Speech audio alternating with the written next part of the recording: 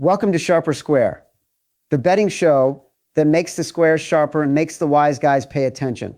I'm Chad Millman with my guy Simon Hunter, and we've got draft ace Derek Brown riding shotgun.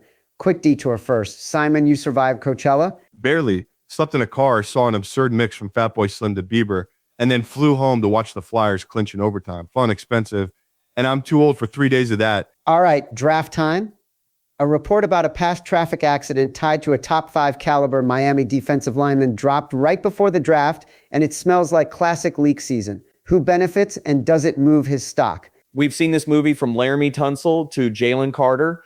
Teams knew about it months ago, so the timing's the tell. I still expect round 1, maybe a slide from top 5 to the teens, depending on how clubs view the full profile. The tape's dominant, and I'd still take him high. This feels like teams in the 10 to 15 range trying to engineer a fall. Interviews and maturity will decide it. Some franchises won't want the off-field headache, but with veteran leaders, I'd run to the podium at a discount. I don't see him falling past the top 10. Quick betting angle, there's plus money for top 5 and heavy juice for top 10, which says dip, not dive. Exactly. Books are pricing a small slide, not a free fall. Final boards will hinge on how teams graded the character work behind closed doors.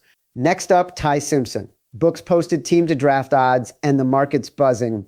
What's the smart way to attack this? I'll sprinkle a long shot like the Rams, but the real story is Peter Schrager's mock moving lines over 1.5 first-round quarterbacks dropped hard. Receivers in the second running back tick toward the over, and the fifth-year option could still tempt a trade into the late first. My calls say second round. If you want a dart, the Browns at a big price makes sense, and I've heard the Cardinals like him, but I'd still lean under 1.5 quarterbacks in round 1. It's wild how often coaches stake their careers on a thin resume because it's the right helmet.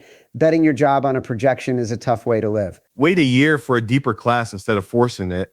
Whiffing at quarterback sets you back for years. And Simpson's ceiling feels more Brock Purdy than franchise changer, which isn't worth mortgaging the future for unless panic takes over. If you must swing this year, take a later flyer like Garrett Nussmeier or a raw Peyton type on day 3. Once you spend a top 2 round pick, the clock starts and most staffs don't get a second shot. Coach shelf life is tied to one player, and history says you're often better off as a professional bettor than guessing the right quarterback.